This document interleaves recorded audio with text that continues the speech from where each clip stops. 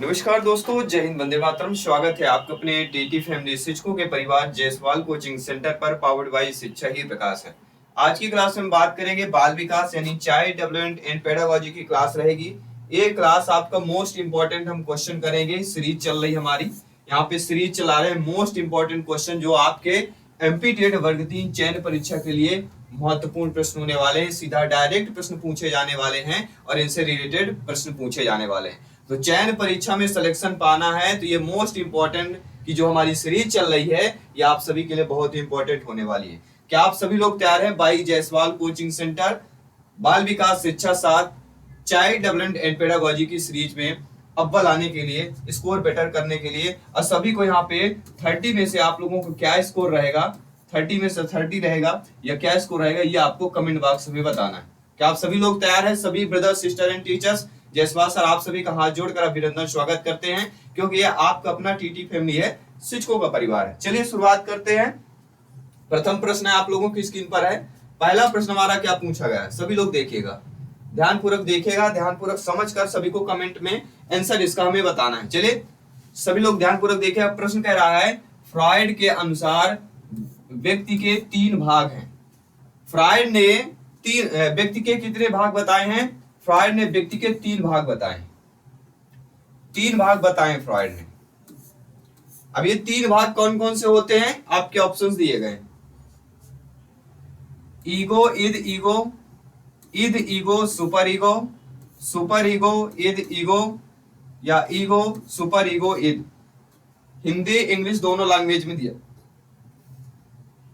अब आप सभी लोग बताएं इसका सही आंसर क्या होगा। तो सभी लोगों ने पढ़ा होगा इद ईगो फिर सुपर ईगो। क्या पढ़ा आपने? पहला जो पढ़ा आपने इद पढ़ा, ठीक है। फिर इसके बाद आपने क्या पढ़ा? ईगो। ईगो के बाद आपने क्या पढ़ा? Super ego.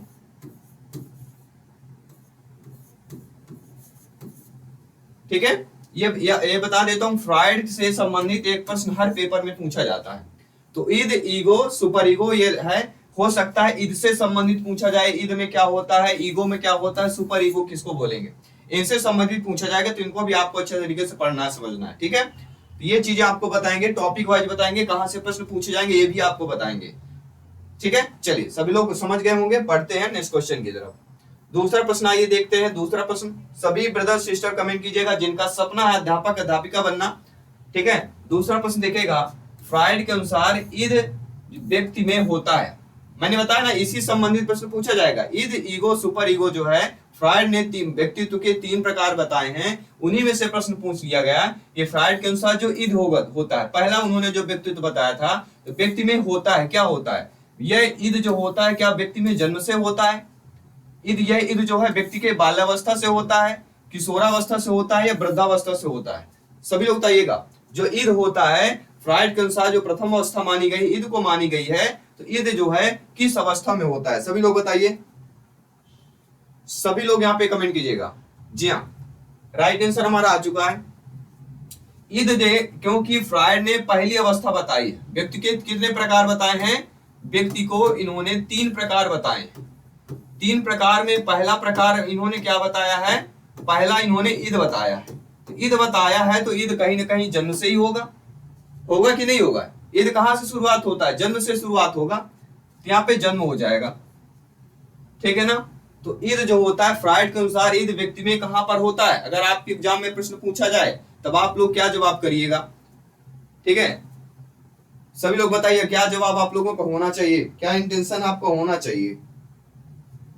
और ये वे प्रश्न है जो एग्जाम में पूछे जाने वाले हैं, याद रखिएगा, ये वही प्रश्न है जो एग्जाम में पूछे जाने वाले हैं।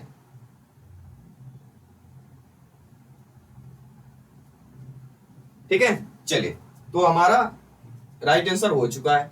इसके बाद बढ़ते हैं आपके अगले प्रश्न की तरफ। अगला प्रश्न भी आप लोगों के बहुत अच्छा प्रश्न भी पूछा गया है कि निम्नलिखित में से कौन जो है डायग्नोस्टिक जांच के मामले में होने का संकेत देता है? कौन सा हो जाएगा? जांच के मामले में होने का संकेत देगा, मतलब कैसे हमें पता चलेगा कि किसको जो है डायग्नोस्टिक जांच है। डायग्नोस्टिक जो जांच होती है कैसे, किसका संकेत हमें देता है कि जांच की सामग्री निर्देशात्मक लक्ष्यों के संगत होती है, विभिन्न समय पर होने वाली जांच सामान्य परिणाम देती है, या विभिन्न छात्रों की जांच समान परिणाम देती है। ये दिए गए विकल्पों में से कोई नहीं होगा। आपकी जो स्मृति शक्ति है, जो मानसिक विचार है, मानसिक आपका सोच है, वो इस प्रश्न पर क्या है? सभी लोग बताइए कमेंट बॉक्स में। 5 सेकंड को सभी को मैं वक्त दे रहा हूं, सभी लोग बताइए ध्यानपूर्वक इसका राइट आंसर क्या होगा। जी हाँ, सभी लोग बताइएगा, क्योंकि मोस्ट इंपॉर्टेंट क्वेश्चन की सीरीज चल रही है और इस सीरीज में जिनका नंबर बेस्ट आएगा वो बहुत इंपॉर्टेंट रहने वाला है, ध्यान रखिएगा। यहाँ पे सभी लोग कमेंट कीजिएगा, क्योंकि सारे प्रश्न, सारे ऑप्शन जो दिए गए हैं बहुत ही अच्छे दिए गए हैं। ऑप्शन ही हमने ऐसा दिया गया है कि ताकि आप लोग थोड़ा सा सोच सकें। जब आप जितना अच्छा सोचेंगे उतना बेहतर तरीका हो पाएगा। देखिए यहाँ पे हमारा क्या होगा, जांच की सामग्री निर्देशांक लक्ष्यों के संगत होनी चाहिए। The test content corrections to the structural objectives की बात करेंगे। सामग्री निर्देशात लक्ष्यों के संगत होना चाहिए। यहाँ पे परिणाम की बात कर रहा है, परिणाम की बात कर रहा है, तो परिणाम नहीं होता, यहाँ पे संगत होता है, क्योंकि संकेत हमें परिणाम नहीं देगा, क्योंकि संकेत पूछा जा रहा है। संकेत से हमें किसी परिणाम से संकेत नहीं मिलेगा। संकेत हमें कैसे मिलेगा? कोई लक्ष्य के संगत होनी चाहिए, या इसके साथ ऐसा मिलेगा तो हमें संकेत मिल जाएगा ऐसी चीजें हो रही हैं, ठीक है ना। तो यहाँ पे राइट ऑप्शन, फर्स्ट ऑप्शन सही हो जाएगा। इसके बाद बढ़ते हैं अगले प्रश्न की तरफ। अगला प्रश्न का सभी लोग कमेंट करके बताइए, किसी डायग्नोसिस टेस्ट विश्वसनीयता अच्छी होती है। अगर किसी हम डायग्नोसिस टेस्ट कर रहे हैं तो उसमें विश्वसनीयता अच्छी कैसे होगी? जब इसकी गुणवत्ता अच्छी होगी तब विश्वसनीयता अच्छी होगी, या अगर यह विभिन्न मानदंडों पर सतत जांच परिणाम देता हो, अगर यह विभिन्न शिक्षार्थियों के लिए भिन्न भिन्न टेस्ट स्कोर देता हो, अगर उस बात का मूल्यांकन करे जो इससे अपेक्षित रहता हो या अपेक्षित रहती हो। सभी लोग बताइएगा यहाँ पे क्या आंसर होगा। डायग्नोस्टिक टेस्ट विश्वसनीयता अच्छी होगा, कैसे विश्वसनीयता अच्छी होगा? सभी लोग बताइएगा। हर एक प्रश्न, हर एक ऑप्शंस को हम कमेंट कर पा रहे हैं, देख पा रहे हैं।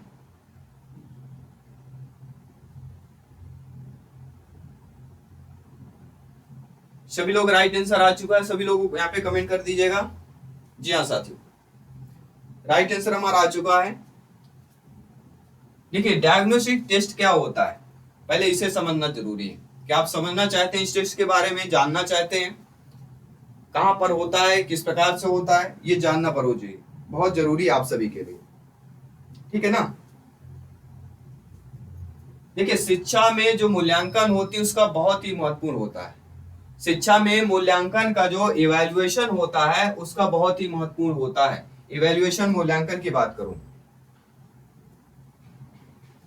और इसमें से अगर देखा जाए सबसे ज्यादा अगर विश्वसनीयता अच्छी हो तभी हो सकती है कभी न कहीं लगातार की बात करें, सततता की बात की जाए, यानी कि यह विभिन्न मानदंडों पर सतत जांच परिणाम देता हो। सतत मतलब बराबर जांच परिणाम देता हो।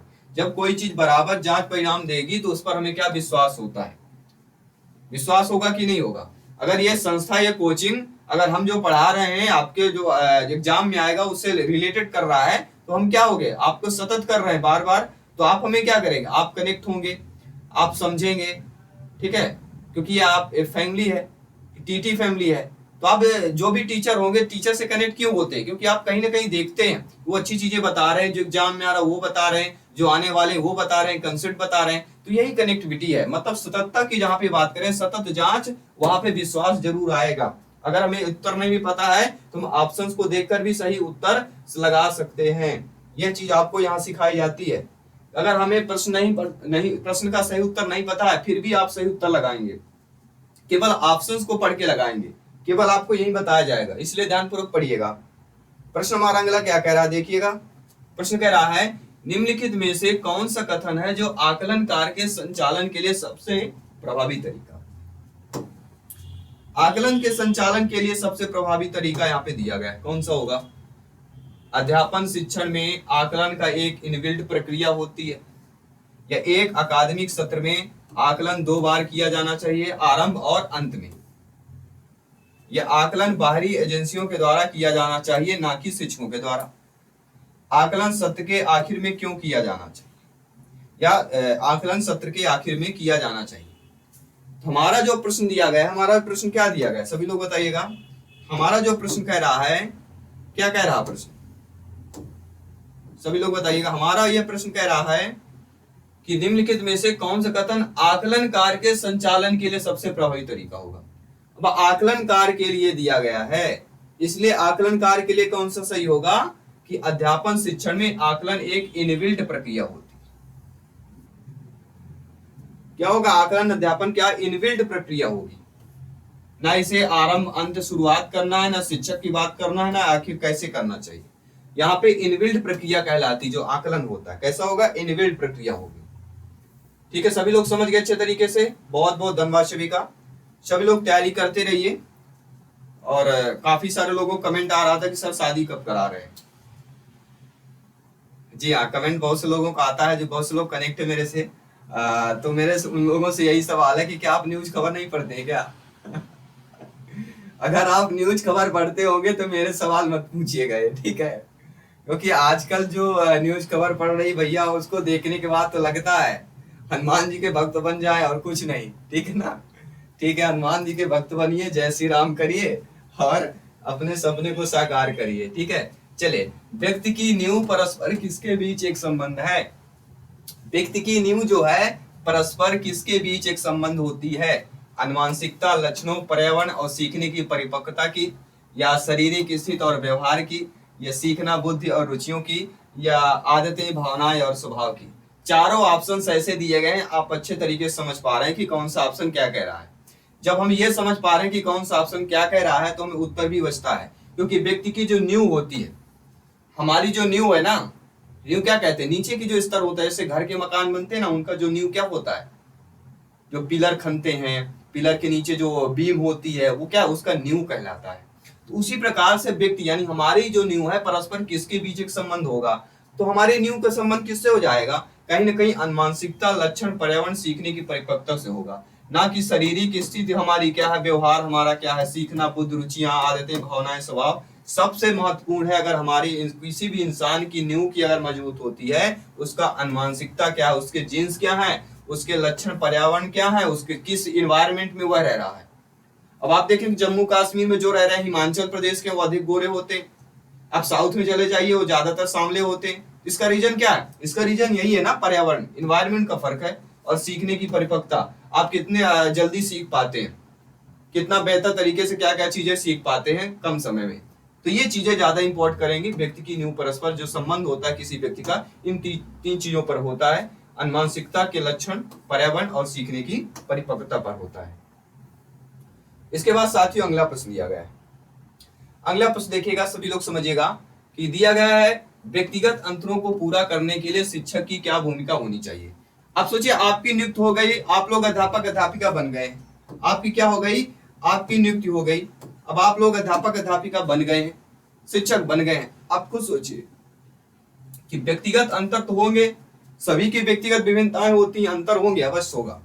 तो अंतरों को पूरा करने के लिए आपकी क्या भूमिका होनी चाहिए, एक शिक्षक की, एक टीचर की क्या भूमिका होनी चाहिए। विद्यार्थियों की क्षमता, धारण शक्ति, रुचि, योग्यता जानने का प्रयास करना चाहिए। यह सीखने की शैली को व्यक्तियों की आवश्यकता के अनुसार समायोजित करने का प्रयास करना चाहिए। तो आप देखेंगे कहीं ना कहीं प्रयास दोनों में दिया गया है, और विद्यार्थियों की क्षमता, धारण शक्ति, रुचि, योग्यता जानने का प्रयास कर रहा है, एक शिक्षक के लिए कह रहा है। तो ये दोनों चीजें में पॉजिटिव दिख रही है। तो दोनों चीजें मतलब हमारा थर्ड ऑप्शन सही होगा, एक और दो, दोनों, ये दोनों की भूमिकाएं होनी चाहिए शिक्षक की। ठीक है ना, तो ये दोनों भूमिकाएं जो दी गई बिल्कुल सही हो जाएगा। सभी लोग समझ गए अच्छे तरीके से। चलिए, बहुत बहुत धन्यवाद सभी का समझने के लिए। क्या बढ़े हम अगले प्रश्न की तरफ। हर एक क्वेश्चन साथियों यहाँ पे इंपॉर्टेंट है। सभी मित्रों को जय हिंद, वंदे मातरम। आप सभी का कमेंट, आप सभी का फीडबैक यहाँ पे सर्वोपरि सम्मान है, और हमेशा हम आपके ज्ञान को, आपके शिक्षा को नमन करते हैं। माँ सरस्वती जी कृपा करते हैं आपका हर एक सपना साकार हो। दिन रात मेहनत कीजिए, और दिन रात मेहनत करने के बाद वो चीज आप अवश्य प्राप्त करेंगे, वो सफलता प्राप्त करेंगे जिसके लिए आप लगे हुए हैं। तो सफलता प्राप्त करना तो लग जाइए, और माँ सरस्वती जी कृपा हमेशा आपके साथ रहेगी। ठीक है ना। चलिए प्रश्न का जवाब दीजिएगा कि निम्नलिखित विधियों में से एक विशेष आवश्यकता वाले बच्चों का अध्ययन में सहायता करती है। क्या वह केस स्टडी विधि है, आत्मनिरीक्षण विधि है, साक्षात्कार विधि है, योगात्मक। आपने केस स्टडी से प्रश्न पूछा जाता है और साक्षात्कार विधि, ये दो ऐसी विधियां हैं जहां से एग्जाम में प्रश्न आते हैं, एग्जाम में प्रश्न पूछा जाता है। इन विधियों से एग्जाम में प्रश्न आएगा। ठीक है ना। तो जब इन विधियों से प्रश्न आता है तो आपका जवाब क्या होना चाहिए, आप सभी को ये बताना है।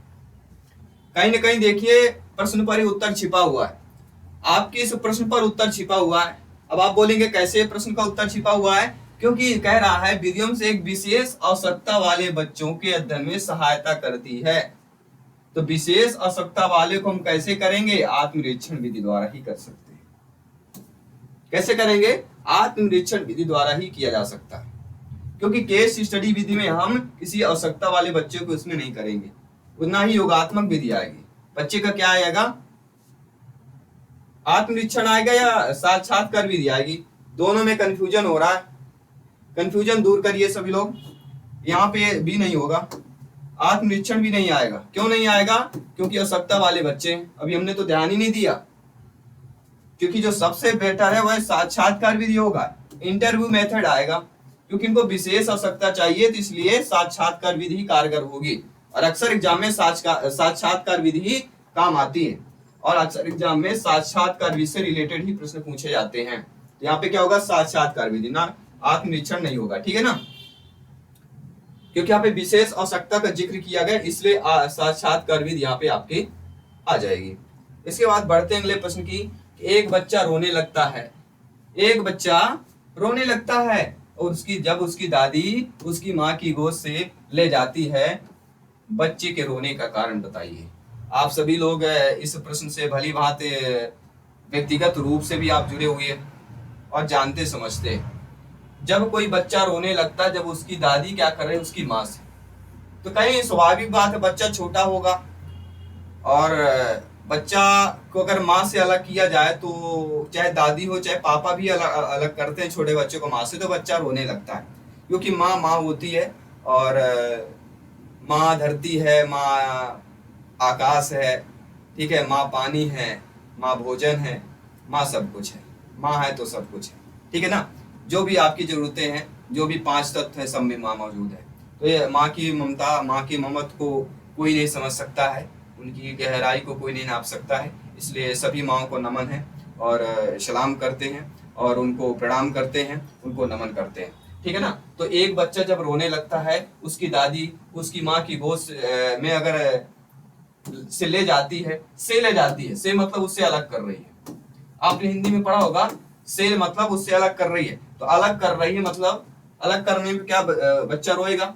बच्चा कैसे रोएगा, क्योंकि इमोशनल कनेक्ट होता है। इमोशनल मतलब भावात्मक चिंता हो जाती है बच्चे में, क्योंकि मेरे माँ से क्यों अलग कर रहे हैं। तो यहाँ पे इमोशनल चीजें आ जाएंगी, भावनात्मक आ जाएगा। ठीक है ना। इसके बाद बढ़ते हैं अगले प्रश्न की। ये आपका इंपॉर्टेंट क्वेश्चन की सीरीज चल रही है, जो आपके एग्जाम के लिए बहुत ही महत्वपूर्ण है। सभी लोगों को समझना है, फीडबैक करना है। प्रश्न हमारा क्या कह रहा है, ध्यानपूर्वक समझिएगा। प्रश्न यहाँ पे कह रहा है साथियों कि हार्वर्ड गार्डनर का मल्टीपल इंटेलिजेंस MI का सिद्धांत संकेत करता है। हार्वर्ड गार्डनर का जो मल्टीपल आपका इंटेलिजेंस का सिद्धांत है, यह हमें जो है क्या संकेत क्या करता है। यहाँ पे सीधा तौर पे पूछा गया संकेत बताइए, तब आप क्या बताएंगे, क्या संकेत कर रहा है। क्या आपने कभी पढ़ा है, क्या आपने कभी सुना है हार्वर्ड गार्डनर के बारे में। हार्वर्ड गार्डनर की बहुबुद्धि का सिद्धांत आपने पढ़ा होगा। जब भी बहुबुद्धि का जिक्र होगा, हार्वर्ड गार्डनर का नाम अवश्य लिया जाता है, और आपको पता है बहुबुद्धि से संबंधित प्रश्न पूछे ही जाते हैं। तो इस सिद्धांत, जो बहुबुद्धि का मल्टीपल इंटेलिजेंस सिद्धांत, अब ये भी प्रश्न आ गया कि ये बताइए मल्टीपल इंटेलिजेंस जो MI का सिद्धांत है, इसके किसका सिद्धांत है, इसके प्रवर्तक कौन है। तो आपका जवाब होना चाहिए हार्वर्ड गार्डनर। अब यह सिद्धांत क्या संकेत करता है कि बुद्धिमान या बुद्धि क्षमता सिर्फ और सिर्फ IQ परीक्षण से निर्धारित होता है, सिर्फ और सिर्फ। तो सिर्फ जो शब्द दे दिया गया तो निगेटिव हो जाएगा, इसे हटा दीजिए आप। फिर अगला है शिक्षकों को विषय वस्तुओं का अध्यापन में वैकल्पिक तरीके विकसित करने के लिए एमआई एक फ्रेमवर्क के रूप में उपयोग करना चाहिए। यह भी हो सकता है। क्षमता नियत है जो समय के साथ नहीं बदलती, बदलती है। क्षमता हमेशा एक बराबर नहीं रहेगी, बदलेगी, तो ये भी क्वेश्चन गलत हो जाएगा। अगला कह रहा है प्रत्येक बच्चे को हर एक विषय को 8 विभिन्न तरीके से पढ़ाना चाहिए ताकि सभी तरह की बुद्धिमत्ता का विकास हो। तो प्रत्येक विषय को हर एक 8 विभिन्न, क्योंकि व्यक्तिगत विभिन्नताएं होगी, कोई जरूरी नहीं कि 8 बार कोई एक ही बार में समझ जाएगा तो उसको 8 बार पढ़ाएंगे, वो इरिटेट होने लगेगा, क्रोधित होने लगेगा, वो ध्यान नहीं देगा। ठीक है, तो ऐसा नहीं होगा। तो यहाँ पे क्या सही होना चाहिए कि शिक्षकों यानी आपके द्वारा, टीचर्स के द्वारा विषय वस्तुओं का अध्यापन में वैकल्पिक तरीके विकसित करने के लिए एमआई एक फ्रेमवर्क के रूप में आप उपयोग कर सकते हैं। जैसे किसी फोटो को अगर टांगना है तो हम फ्रेम बना देते हैं। फ्रेम में क्या है, उस सुरक्षित रहेगा। फ्रेम किस लिए बनाया जाता है, ताकि ये फोटो सुरक्षित रहे, और एक कांच लगा दिया जाता है जिससे धूल मिट्टी न जाए, गंदा भी ना हो, और एक फ्रेम रहेगा सुरक्षित रखने के लिए। उसी प्रकार से ये मल्टीपल एजेंसी सिद्धांत संकेत करती है कि जो विषय वस्तु अध्यापन के वैकल्पिक तरीके को विकसित करना है, उसके लिए क्या करना है, फ्रेमवर्क के रूप में हम उपयोग कर सकते हैं, जिसे हम सुरक्षित रखा जा सकता है, सुरक्षित तरीके से बच्चे पढ़ सकते हैं, ज्ञान को ग्रहण कर सकते हैं। अगला जो प्रश्न है कि चिंतन मानव मन की कई गतिविधियों में से एक है, इसे क्या कहा जाता है? जो चिंतन मानव मन की गतिविधियों में से एक माना जाता है, इसको क्या कहा जाता है साथियों? इसको स्वतंत्र कल्पनाशीलता कहते हैं, अवधारणाओं का निर्माण कहते हैं, तंत्रबद्ध और निर्देशित करते हैं, या छवि का निर्माण कहते हैं। क्या कहेंगे? तो चिंतन मानव मन की इकाई, चिंतन मानव मन की कई गतिविधियों में से एक मानी जाती है चिंतन। तो चिंतन को हम किस रूप में जानते हैं? चिंतन को हम किस रूप में जानेंगे, सब लोग बताइएगा। कहीं ना कहीं डायरेक्टेड इमेजिनेशन की बात होगी, मतलब तंत्रबद्ध निर्देशित हो जाएगा। थर्ड ऑप्शन सही हो जाएगा। क्या थर्ड ऑप्शन सही है? आपके अकॉर्डिंग क्या है? आप लोग भी हमें कमेंट करके बताइए। आप लोगों को भी कमेंट करना है, ऐसा नहीं है कि आप लोग कमेंट नहीं कर सकते। आपका प्रत्येक कमेंट फीडबैक सर्वोपरि है, सर्वमान्य है, ये हम कई बार आपको बता चुके हैं। आप कैसा भी कमेंट करें, नेगेटिव करें, पॉजिटिव करें, सब कुछ यहाँ पे सर्वमान्य है, क्योंकि आपका अपना परिवार है, टीटी फैमिली है। निर्भीक होकर कमेंट कीजिए, फीडबैक कीजिए और सपने को साकार करिए। ठीक है ना? चलिए, सभी लोग समझ गए अच्छे तरीके से। चलिए राइट आंसर देख लेते हैं। हमारा राइट आंसर क्या होगा? तंत्रबद्ध और निर्देशित, सिस्टमैटिक एंड डायरेक्ट इमेजिनेशन की बात करेंगे। इसके बाद अगला प्रश्न बहुत ही प्यारा सा प्रश्न है कि निम्नलिखित में से किस अवस्था में बच्चे अपने साथियों के समूह के सक्रिय सदस्य बन जाते हैं? सक्रिय सदस्य बन जाते हैं, कब बनते हैं? कई बार पूछा गया है, C-TET में आया हुआ प्रश्न है, C-TET में आया हुआ है, आपके UP-TET में भी आया हुआ है, KVS में आया हुआ है, और MP-TET में तो आया ही है। अब बताइए, इतने सारे स्टेट लेवल में पूछा गया प्रश्न है, सेंट्रल लेवल में प्रश्न पूछा गया है, कैसे इंपॉर्टेंट नहीं हो सकता है? तो किस अवस्था में बच्चे अपने साथियों के समूह सक्रिय सदस्य बन जाते हैं? क्या वह किशोरावस्था है? क्या वह वयस्कता है? क्या पूर्व बाल्यावस्था होगी? पूर्व बाल्यावस्था को हम क्या कहेंगे? सभी लोग बताइएगा। 6 से 9, और बाल्यावस्था होती 6 से 12। कौन सा सही होगा बताइए? सक्रिय सदस्य अगर बनते हैं तो कहीं ना कहीं किसका जिक्र होता है? बाल्यावस्था का जिक्र होता है। होता कि नहीं होता? आप सभी लोग जानते हैं। सक्रिय सदस्य बनना किसमें जिक्र होता है? तो कहीं ना कहीं आपने कई बार पढ़ा है, किसका जिक्र होता है? बाल्यावस्था में। तो कहीं ना कहीं जब जिक्रता की बात आती है तो कहीं ना कहीं आपका किशोरावस्था यहाँ पे आ जाता है। किशोरावस्था यहाँ पे सही हो जाएगा। ठीक है ना?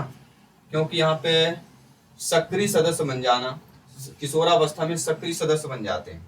और आपने दोस्ती यारी की होगी, आपके बच्चे भी करते होंगे, तो आप भली भांति जानते हैं जब वह 12 वर्ष के ऊपर होते हैं तब पक्के दोस्त बनते हैं।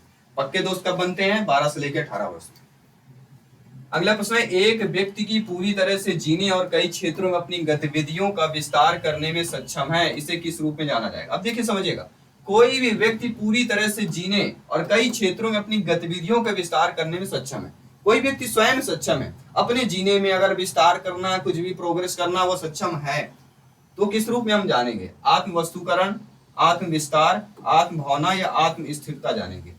अब देखिए समझिएगा, वह पूरी तरह से जीने में और कई क्षेत्र अपनी गतिविधियों का विस्तार करने में सक्षम है वह व्यक्ति, उस व्यक्ति को हम क्या करेंगे? इस व्यक्ति को जब क्या है, वह स्वयं सक्षम है। जब स्वयं सक्षम है तो इसमें आत्म विस्तार आएगा, सेल्फ शब्द आएगा, आत्म विस्तार आ जाएगा, क्योंकि आत्म भावना कोई इमोशन तो फीलिंग नहीं जुड़ा इससे, स्थिरता भी नहीं जुड़ा हुआ इससे, क्योंकि कई क्षेत्र अपनी गतिविधियों को विस्तार करने में सक्षम है, तो आत्म विस्तार हो जाएगा। विस्तार को विस्तार से जोड़ दीजिए, बस हो गया, आपका सही उत्तर हो जाएगा। अगला जो प्रश्न है कि एक व्यक्ति खुद को निष्पक्ष से देखने में सक्षम है। एक व्यक्ति खुद को निष्पक्ष देखने में, निष्पक्ष मतलब किसी पक्षपाती नहीं करना। अगर मैं इस फील्ड में गलत हूं तो गलत हूं, अगर मेरी ऐसी दिनचर्या है तो है, मतलब निष्पक्ष रूप में वह देखने में सक्षम है। खुद को देखने में तो किस रूप में जाना जाएगा? जब कोई व्यक्ति खुद को निष्पक्ष रूप में देखने में सक्षम हो, उस व्यक्ति को क्या हम आत्म विस्तार, आत्म भावना, आत्म वस्तुकरण, आत्म स्थिरता, ऑप्शंस वही है, लेकिन आपके प्रश्न बदल दिया गया है, क्योंकि इन दोनों प्रश्नों में से एक प्रश्न आएगा, ये ध्यान रखिएगा। तो यहां पे क्या आएगा? जब खुद को निष्पक्ष देखने में सक्षम है तो आत्म वस्तुकरण हो जाएगा,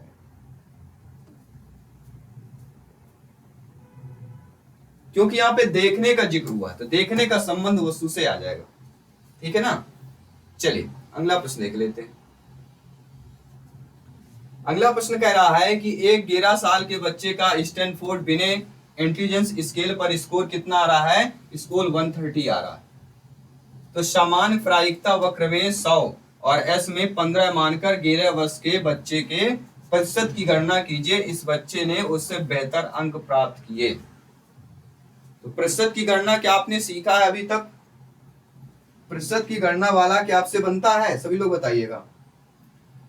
ये क्वेश्चन बहुत इंपॉर्टेंट है आप सभी के लिए, ध्यान रखिएगा। अगर ये अभी आपने समझ लिया तो एग्जाम में यही चीजें काम आने वाली।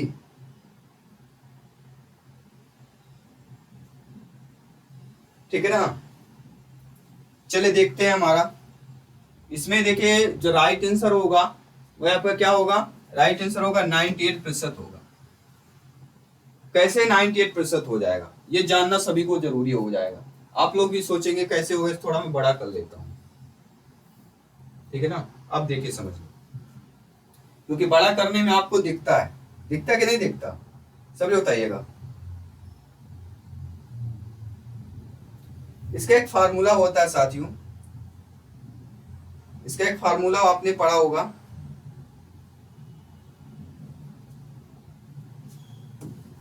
म्यू और एमयू।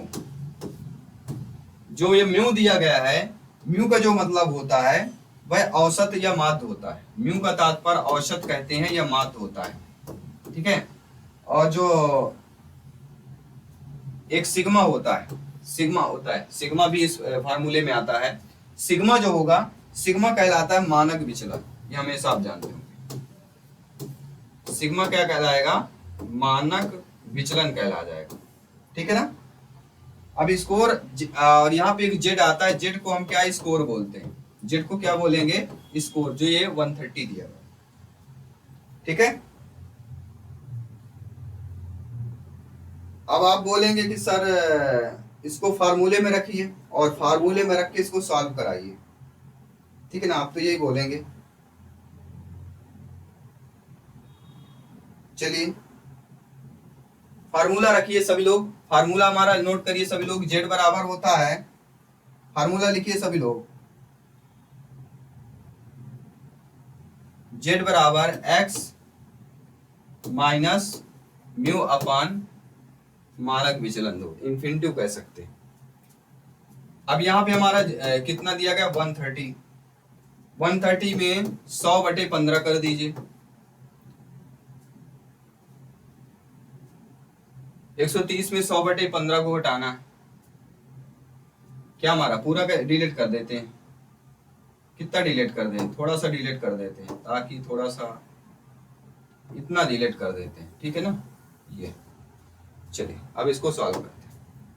अब 130 दिया गया है, ठीक है ना। अब यहाँ पे देखिएगा कितना आ रहा है, 130 माइनस 100/15। 15 आप एलसीएम ले लेंगे, 15 का गुणा यहाँ करेंगे, सभी लोग करिए 15 गुणा, 15 तिया 45, हाँसी लाई 4, 15 एकम 15, 15 4 19, 100 को बता देंगे, बचे कितना 1850/15। इसको काटिए, 15 एकम 15 आया, 15 दूनी 30, 15 तिया 45, लगभग कितना आ रहा है सभी लोग बताइएगा। कहीं ना कहीं जब हम इसको सॉल्व करते हैं तो हमारी वैल्यू इसमें 98% आ जाएगी। कितना आएगा 98%। इस वैल्यूएशन में देखा जाए तो 98% आपका आ जाएगा, ठीक है ना, सभी लोग समझ गए हैं।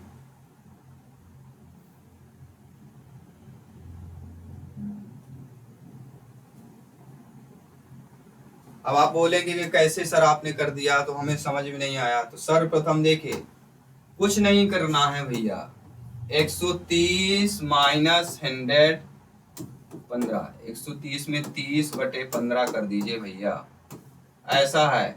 अब समझ गए ना, कोष्टक लगा हुआ है, 30/15 मतलब 2 आया। तो यह उससे बेहतर स्कोर कर रहा है, 2 आया मतलब 100 में क्या करना है, 2 माइनस कर दीजिए, 100% में 2% माइनस कर दीजिए, आएगा 98%। आपको हो जाएगा सी ऑप्शन सही। सभी लोग समझ गए। इसके पहले हमने बताया सर आपसे तो गणित भी नहीं आता है, सॉल्व भी नहीं कर रहे हैं, कोष्टक लगाना था, ठीक है ना। चलिए अब बढ़ते हैं अगले प्रश्न की तरफ। अगला जो प्रश्न दिया गया है ये भी आपको इंपॉर्टेंट प्रश्न है कि दूसरे वर्ष के अंत में शिशु की शब्दावली शब्द भंडार बताइए। जब बच्चा 2 वर्ष का होता है, यहाँ पे देखिए, जब बच्चा 2 वर्ष का होता है उसके लिए शब्द भंडार क्या होगा, सभी लोग बताइए। सभी लोग ध्यानपूर्वक कमेंट करिएगा, फीडबैक करिएगा। दूसरे वर्ष के अंत में शिशु की शब्दावली या शब्द भंडार होता है।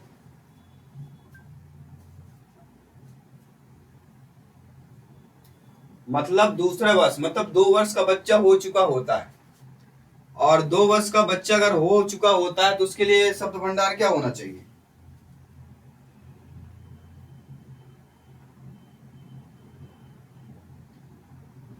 100 शब्द होना चाहिए, 60 होना चाहिए, 150 होना चाहिए, 10 होना चाहिए। सभी लोग बताइए कौन सा सही होगा।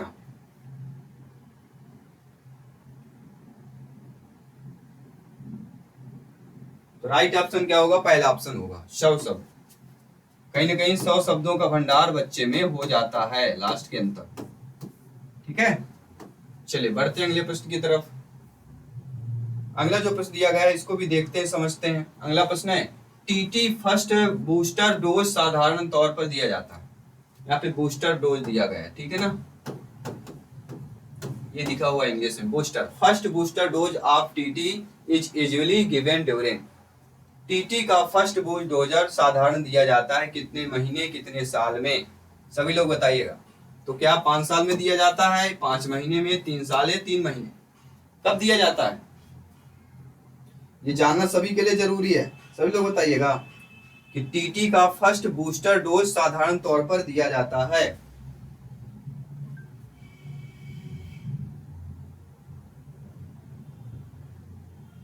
कब दिया जाता है,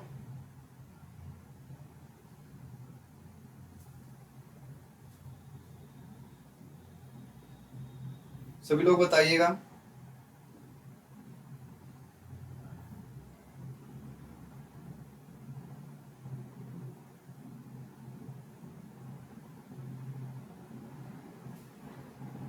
देखिए टीटी एक टिटनेस का वैक्सीन होती है जो आपके लगभग 5 साल में दिया जाता है, और यह टिटनेस बूस्टर जो जानवरों को अगर काट लेता है, जानवर अगर काटे तो 24 घंटे में लगा देना चाहिए। टीटी का पहला बूस्टर डोज लगभग 5 साल में दिया जाता है, तो 5 साल जो सही आंसर हो जाएगा आप सभी के लिए। अगला जो प्रश्न देखेगा, अगला प्रश्न है किस कारण खाली स्थान कारण गर्भावस्था के दौरान अधारिक उपापचय बढ़ जाता है, अत्यधिक उपापचय बढ़ जाता है। किसके कारण खाली स्थान कारण गर्भावस्था के दौरान अत्यधिक उपापचय बढ़ जाता है। उपापचय क्या चीज है, सभी लोग जानते हैं। मनोवैज्ञानिक बदलाव होता है, हार्मोन संबंधी परिवर्तन होता है, शारीरिक परिवर्तन होता है। किसके कारण गर्भावस्था के दौरान अत्यधिक उपापचय बढ़ जाता है, किसके कारण बढ़ता है?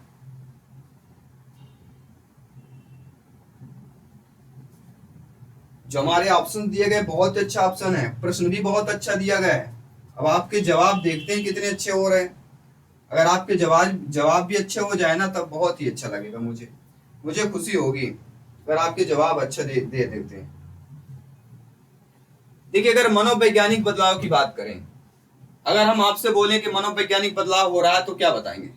देखिए, मनोवैज्ञानिक बदलाव की बात करें तो महिलाओं में मन पर कई तरह के बदलाव आते हैं, चिंता, तनाव, डर, ये सारी चीजें आती हैं, तो मनोवैज्ञानिक बदलाव हो गया। अब यहाँ पे अगर हार्मोन संबंधी पूछा जाता है तो हार्मोन्स में भी बदलाव आते हैं, हार्मोन्स भी बदलाव आते हैं, इसलिए ये भी बढ़ सकता है। अब शारीरिक परिवर्तन, देखिए शारीरिक परिवर्तन भी आता है, ठीक है, शारीरिक परिवर्तन भी होता है, लेकिन जब उपापचय की बात करते हैं इसलिए डी ऑप्शन होगा, फर्स्ट और सेकंड, मनोवैज्ञानिक और हार्मोन संबंधी, ठीक है ना।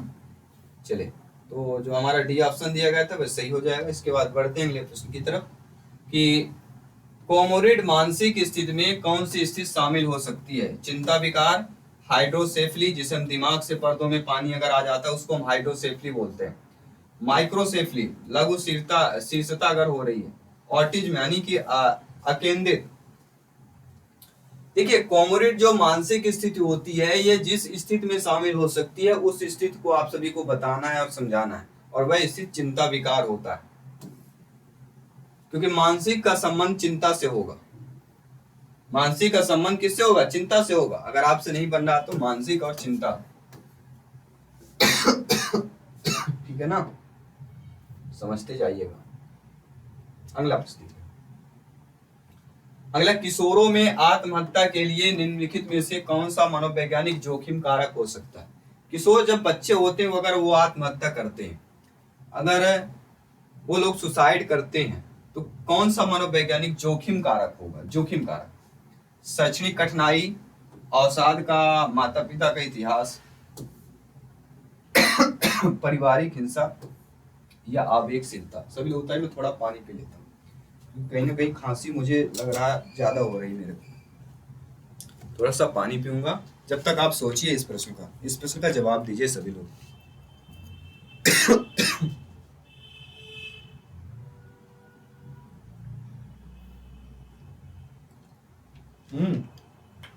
चलिए, आपने सोच लिया होगा, मेरा ये मानना है कि आपने सोच लिया। अगर आपने सोच लिया है, इस प्रश्न का आपने कमेंट भी कर दिया होगा, मेरा ये मानना है, ठीक है ना। चलिए, पानी पीने के बाद थोड़ा सा लगता है कि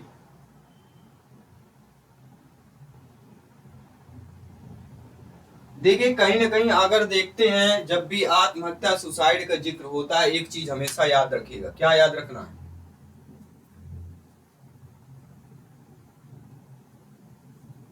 क्या याद रखना, बताइए सभी लोग।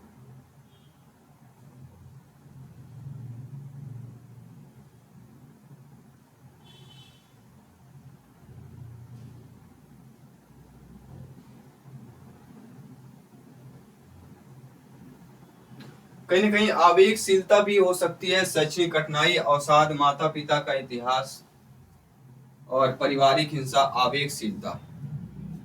देखिए, अगर मनोवैज्ञानिक जोखिम विकार अगर देखते हैं आत्महत्या की किशोरों में अगर होता है तो कहीं ना कहीं आवेग शब्द आता है, बच्चे क्रोधित हो जाते हैं, किसी से रूठ जाते हैं, तो आवेग जो शब्द दिया गया है वो यहाँ पे सही हो जाएगा मेरे हिसाब से। आपके अकॉर्डिंग क्या हो सकता है, आप भी हमें कमेंट बॉक्स में बता सकते हैं, ठीक है। आपका प्रत्येक कमेंट फीडबैक स्वरूप पर ये सम्मान है। चलिए 10 क्वेश्चन और करेंगे, पूरे 30 क्वेश्चंस करने जा रहे हैं। प्रश्न है कि समावेशी शिक्षा प्रणाली में महत्वपूर्ण क्या होगा। समावेशी शिक्षा प्रणाली होती है, इसमें महत्वपूर्ण लोग कौन होते हैं। माता पिता होंगे, शिक्षक होंगे या शासक होगा। माता पिता होंगे या शिक्षक होंगे या शासक। नीति निर्माता का सही कोड बताइए। और चौथा नीति निर्माता भी दिया गया, 4 दिए गए। समावेशी शिक्षा प्रणाली की बात करें, महत्वपूर्ण लोगों की बात की जा रही, तो कहीं ना कहीं देखिए इसमें माता पिता भी आता है, शिक्षक भी आएंगे, शासक और नीति निर्माता सभी आ जाएंगे। सभी किस में दिया गया है, 4th ऑप्शन, यानी डी ऑप्शन हमारा सही हो जाएगा अकॉर्डिंग टू क्वेश्चन। ठीक है ना, सभी लोग समझ गए। चलिए जल्दी जल्दी समझिएगा, कोई जल्दबाजी नहीं, समझ के जाइएगा। निम्नलिखित में से कौन सा कथन है जो प्रतिभाशाली और सृजनात्मक बच्चों के लिए सही नहीं है। वे कक्षा के अंदर गुमसुम महसूस करते हैं, वे स्कूल छोड़ सकते हैं। देखिए सभी लोग समझिएगा, प्रतिभाशाली जो बच्चा होगा, जो सृजनात्मक बच्चे होंगे, इन दोनों बच्चों में अगर देखा जाए तो ना तो वह कक्षा के अंदर ऐसा घुटन महसूस करेगा, ना वह स्कूल छोड़ेगा। तो ना तो एक सही होगा, ना तो 2 सही। तो डी ऑप्शन को हम चेंज करें, कोई सही नहीं दिया गया है। ठीक है ना, चलिए अगला जो प्रश्न देखिएगा। अगला प्रश्न कह रहा है स्कूल बंधन समिति इसके लिए जिम्मेदार होता है। जब आपकी नियुक्ति होगी, आप लोग अध्यापक अध्यापिका बनेंगे, शिक्षक बनेंगे, तो आप लोग बताइए जो स्कूल बंधन समिति होती है किसके लिए जिम्मेदार होता है। क्या वह स्कूल में शिक्षा नीतियों को लागू करना, या स्कूल उपस्थिति रजिस्टरों का रख रखाव करना, या रिपोर्ट कार्ड तैयार करना, या कक्षा में चुप्पी बनाए रखना। अब इन चारों ऑप्शन को आपने देख लिया। जब आपने चारों ऑप्शन को देखा, समझा, तो आपको पता चल गया होगा कि अगर रजिस्टर का रख रखाव से हमारा स्कूल बंधन समिति का जिम्मेदार नहीं होता है, ना वह रिपोर्ट कार्ड तैयार करना होता है, ना वह चुप्पी तोड़ना होता है, वह स्कूल में शिक्षा नीतियों को लागू करना। स्कूल में बंधन समिति और इसके लिए किसके लिए जिम्मेदार होता है, स्कूल में शिक्षा नीतियों को लागू करने में होता है। ठीक है ना, चलिए बढ़ते हैं अगले प्रश्न की तरफ। सीडीपी बहुत ही सरल है, अगर आप अच्छे प्रश्न को समझ के जाइए, अच्छे ऑप्शन को पढ़ेंगे अच्छे तरीके से, तो सीडीपी बाल विकास बहुत ही इजीली है। अगला प्रश्न है बौद्धिक रूप से उन बच्चों की पहचान करते समय जो विभिन्न प्रकार के बुद्धि परीक्षण और उनकी जांच नहीं करते हैं, उन बच्चों को हम कैसे पहचानेंगे। क्षमताओं की जांच नहीं करते हैं, रवैया की, रुचि की या पारिवारिक पृष्ठभूमि की जांच नहीं करते। ये बौद्धिक रूप से जो पिछड़े बच्चे होते हैं, उनकी पहचान करते समय विभिन्न प्रकार के जो बुद्धि परीक्षण होते हैं, उनकी किसकी जांच नहीं करते हैं, उनकी जो है आपका पारिवारिक पृष्ठभूमि किससे आते हैं, हम इसकी जांच नहीं करते। बच्चों की हम जांच करते हैं कि बच्चों की एबिलिटीज क्या है, क्षमताएं क्या हैं, रवैया क्या है, एटीट्यूड क्या है, और उनके बच्चों में इंटरेस्ट क्या है, रुचि। इन 3 चीजों के आधार पर बच्चों की जो है बौद्धिकता की पहचान की जाती है। ठीक है, तो पारिवारिक पृष्ठभूमि क्या है, किस जाति, किस कास्ट से हैं, किस समाज से आ रहे हैं, इसका कोई शिक्षा से कोई संबंध नहीं होता, बौद्धिकता से कोई संबंध नहीं होता है। ठीक है, चलिए ध्यानपूर्वक समझिएगा। अगला प्रश्न देखते हैं। अगला प्रश्न कह रहा है लैंगिक समाजीकरण के बारे में निम्नलिखित में से कौन सा सही नहीं दिया गया। निगेटिव नकारात्मक प्रश्न पूछा, लैंगिक समाजीकरण, और लैंगिकता से प्रश्न आएगा ही आएगा, ध्यान रखिएगा। एक प्रश्न रखा हुआ है, हमारे देश के अधिकांश हिस्सों में पितृसत्तात्मक व्यवस्था चलित है। पुरुष महिला द्वंद्ववाद का अभ्यास लोगों में अलग अलग करना जारी है। ये लिंग भूमिकाएं जन्मजात नहीं है, बल्कि जैविक मतभेदों का एक सामाजिक उपेक्षण है या सामना करना पड़ता है। वे आमतौर पर किसको, लड़कियों को जिन समस्याओं को सामना करना पड़ता है, वे आमतौर पर पुरुष असहायता और महिलाओं के लिए प्रतिबिंबित होते हैं। देखिए अगर इस प्रश्न को हम समझते हैं तो हम जानते हैं कि हमारे ये सही दिया है कि हमारे देश में अधिकांश हिस्सों में पितृसत्तात्मक व्यवस्था है। पुरुष महिला द्वंद्वात्मक अभ्यास लोगों को अलग करना जारी रखता है, क्योंकि अगर द्वंद्व मतलब लड़ाई झगड़ा ही तो अलग करता है पुरुष महिला को। पुरुष महिला कौन अलग करेगा, लड़ाई झगड़ा करेगा। और ये लिंग भूमिकाएं जन्मजात नहीं होती, बिल्कुल सही बात है, बल्कि जैविक मतभेदों का एक सामाजिक उपेक्षण होता है। प्रक्षेपण होता है, उत्प्रेक्षण नहीं, यहाँ पे प्रक्षेपण होगा, ठीक है, प्रक्षेपण होता है। तो फर्स्ट सेकंड थर्ड ये तीनों हमारे एक लैंगिक समाजीकरण के बारे में सही दिया गया है, लेकिन ऐसा नहीं कि लड़कियों को जिन समस्याओं का सामना करना पड़ता है वे आमतौर पुरुष असहायता और महिलाओं के रूप में प्रतिबिंबित होती है, तो ये आपका सही नहीं दिया गया है, बाकी तीनों सही दिए गए। तो अकॉर्डिंग क्वेश्चन डी ऑप्शन इसका सही हो जाएगा, ठीक है ना। चलिए अगला प्रश्न की बात करें।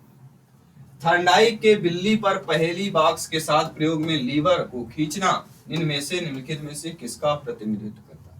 थर्नडाइक का मनोवैज्ञानिक सिद्धांत आपने पढ़ा है, हमने पढ़ा है और भी आगे पढ़ाएंगे, ठीक है ना।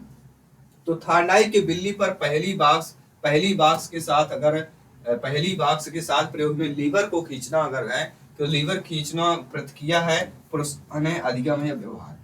देखिए लीवर को खींचना जो है यहाँ पे क्या रिस्पॉन्स होगा, उसने लीवर को खींचना क्या रिस्पॉन्स देगा, क्योंकि वो लीवर को कई बार खोलते हुए देख ली किससे खुलता है, कई बार जब झटपटाती है अचानक लीवर में पंजा पड़ता है और गेट खुल जाता है, उसको लक्ष्य की प्राप्त होती है, मछली की प्राप्त हो जाती है, उसी प्रकार से वह क्या रिस्पॉन्स देने लगती है, ठीक है ना। तो यहाँ पे क्या हो जाएगा, सभी बताइएगा, पहला ऑप्शन सही हो जाएगा। ठीक है, सभी लोगों को कमेंट करना, फीडबैक करना है, हर एक क्वेश्चन साथियों यहाँ पे इंपॉर्टेंट है, समझ लीजिएगा, कोई भी क्वेश्चन यहाँ पे छूटना नहीं चाहिए, क्योंकि हर एक क्वेश्चन हम जो कर रहे हैं मोस्ट इंपॉर्टेंट क्वेश्चनों की आपकी सीरीज चल रही है, और ये सीरीज आपके चयन परीक्षा में वादा करता हूँ बहुत इंपॉर्टेंट होने वाली, बहुत ही हेल्पफुल होने वाली, ठीक है ना। इस सीरीज को आपको समझ के जाना अच्छे तरीके से, हर एक क्वेश्चन को समझना है, ठीक है ना। और बाकी भी हम क्लासेज कर रहे हैं, जल्द से जल्द सभी सब्जेक्ट की क्लासेज होंगी। सभी के मोस्ट इंपॉर्टेंट यहाँ पे चीजें ला रहे हैं, तो सभी को समझना है, ठीक है। अगला प्रश्न देखिएगा, अगला प्रश्न कह रहा है निम्नलिखित में से कौन सा बच्चों में संवेग का उदाहरण है। देखिए संवेग का उदाहरण क्या नहीं होता, आप सभी लोग जानते हैं, इतना ज्ञानी सर्वव्याख्याता लोग हैं, भावी अध्यापक अध्यापिका हैं, संवेग डर होता है, क्रोध होता है, द्वेष होता है, ईर्ष्या होता है, लेकिन अज्ञान कोई संवेग नहीं होता है। मैकडूगल ने कितने संवेग बताए, मैकडूगल ने मूलतः 14 संवेग बताए, 14 में से अज्ञान कोई नहीं आता, 14 में से डर आएगा, क्रोध आएगा, ईर्ष्या आएगा, द्वेष आएगा, प्रेम आएगा, लोभ आएगा, ठीक है ना। चलिए अगला प्रश्न कह रहा है निम्नलिखित में से किसने चतुर्भुज समीकरण की सहायता से बुद्धि के दो कारक सिद्धांत की व्याख्या दी। रैप RVP RQ RVP equal to 0। किसकी सहायता से, चतुर्भुज समीकरण की सहायता से बुद्धि के दो कारक सिद्धांतों की व्याख्या दी। क्या वह आपके अल्फ्रेड बिने हैं, चार्ल्स स्पीयरमैन है, एल्बर्ट थॉर्नडाइक है, गिलफोर्ड है। सभी को 10 सेकंड का वक्त देते हैं और 10 सेकंड के अंदर सभी को कमेंट करके बताना है, फीडबैक करना है कि किसने चतुर्भुज समीकरण की सहायता से बुद्धि के दो कारक सिद्धांत की व्याख्या की। सभी लोग बताइए। तो अगर ये प्रश्न आता है तो आपका जवाब होना चाहिए चार्ल्स स्पीयरमैन। क्या जवाब होना चाहिए, चार्ल्स स्पीयरमैन ने दिया है, सेकंड ऑप्शन को सही कर लेना, ठीक है ना। चलिए 2 प्रश्न और बचे हुए हैं, फटाफट करते हैं, 30 क्वेश्चन करेंगे जैसे आपके एग्जाम में पूछे जाते हैं। सिगमंड फ्राइड के मनोविश्लेषणात्मक सिद्धांत में मानव विकास के किस चरण को विलंबता चरण, लेटेंसी स्टेज के रूप में चिन्हित किया गया है। शैशव बाल्यावस्था, वयस्कता, उत्तर बाल्यावस्था या किशोर अवस्था। सभी लोग बताइएगा, ये भी आपका इंपॉर्टेंट क्वेश्चन है, ध्यान रखिएगा, सभी लोगों को समझना है। सिगमंड फ्राइड के मनोविश्लेषणात्मक सिद्धांत में मानव विकास के किस चरण को विलंबता चरण के रूप में चिन्हित किया गया है। देखिए विलंबता चरण दे दिया गया, इसमें थोड़ा कहीं ना कहीं आपको थोड़ा सा कंफ्यूजन होता होगा। देखिए जब भी लेटेंसी स्टेज की बात करते हैं, इसको हम सुप्त अवस्था भी बोल सकते हैं। इसको क्या बोला जाता है, विलंबता चरण को हम सुप्त अवस्था भी बोल सकते हैं, ठीक है ना, सुप्त अवस्था भी बोला जाएगा, तो आपको कंफ्यूजन नहीं होना चाहिए। सुप्त अवस्था, सुप्त देखिए कहीं ना कहीं देखा जाए तो इसका जो जिक्र होता है 6 से लेके 12 वर्ष तक में होता है। क्या होता है, अगर सुप्त अवस्था विलंबता चरण पूछा जाए, लेटेंसी जो स्टेज होता है वह 6 से लेके 12 वर्ष तक के बच्चों में होता है। जब 6 से लेके 12 वर्ष तक के बच्चों में होता है तब आपको ध्यान रखना चाहिए, क्या यहाँ पे बाल्यावस्था दिया गया है, अब यहाँ पे शैशव बाल्यावस्था 6 से 12 नहीं होगा, वयस्कता, उत्तर बाल्यावस्था, किशोरावस्था, तो यहाँ पे उत्तर बाल्यावस्था, उत्तर बाल्यावस्था मतलब होता है 9 से लेके 12 वर्ष तक की अवस्था। तो 9 से लेके 12 वर्ष तक अवस्था क्या है इस रूप में चिन्हित करेगा, इसलिए यहाँ पे थर्ड वाला ऑप्शन जो दिया गया है सही हो जाएगा। चलिए अगला प्रश्न है, इसका जवाब आप सभी को देना है कि पियाजे जी के अनुसार निम्न में से कौन सी संज्ञानात्मक विकास की अवस्था है जिसमें बच्चा वस्तु स्थायित्व को प्रदर्शित करता है। ये कई बार पूछा गया, कई बार रिपीट हुआ है, सभी लोग ध्यानपूर्वक समझिएगा कि जीन पियाजे जी के अनुसार कौन सी संज्ञानात्मक विकास की अवस्था जिसमें बच्चा वस्तु स्थायित्व को प्रदर्शित करता है। अब वस्तु स्थायित्व को किसमें प्रदर्शित करेगा, मूल संक्रियात्मक अवस्था में, संवेदी पेशी अवस्था में, पूर्व संक्रियात्मक अवस्था में या अमूर्त संक्रियात्मक अवस्था में करेगा। इसका जवाब आप सभी को कमेंट बॉक्स में बताना है। ये सभी के लिए एक मॉक क्वेश्चन हम दे रहे हैं, ये प्रैक्टिस के तौर पे होमवर्क है आप सभी के लिए, मॉक क्वेश्चन है सभी के लिए। इस मॉक क्वेश्चन के आंसर कमेंट करना है और साथ ही साथ 30 में से आपके कितने सही हुए हैं ये भी हमें कमेंट बॉक्स से बताना है। तो आई होप सभी लोग समझ गए अच्छे तरीके से। और याद रखिएगा हमेशा लाइफ में, आपके लाइफ में जो चीजें चल रही होती ना उनको थोड़ा सा समझिएगा, और जितना ज्यादा समझेंगे आप लोग उतना बेहतर होगा आप सभी के लिए।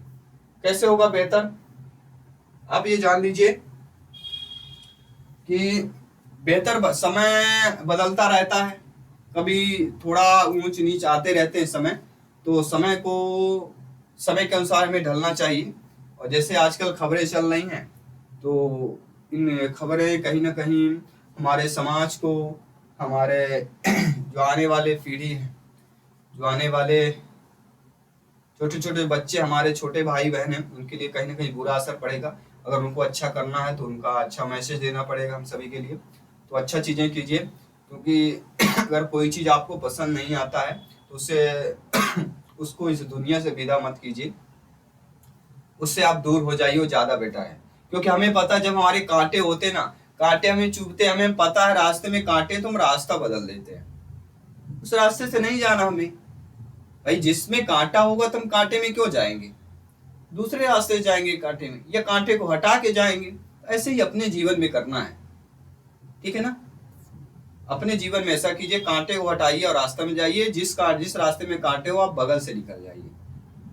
अगर आपको कोई व्यक्ति इंसान पसंद नहीं है तो ना रहे, कोई बात नहीं। कोई जरूरी नहीं ना कि हम जिसे पसंद करें वो भी हमें पसंद करता हो, कोई जरूरी नहीं, किसी का भी फोर्स नहीं। अगर आप किसी को पसंद कर रहे हैं ये आपकी चॉइस है, अब सामने वाले की भी चॉइस होना चाहिए ना कि सामने वाला भी आपको पसंद करे।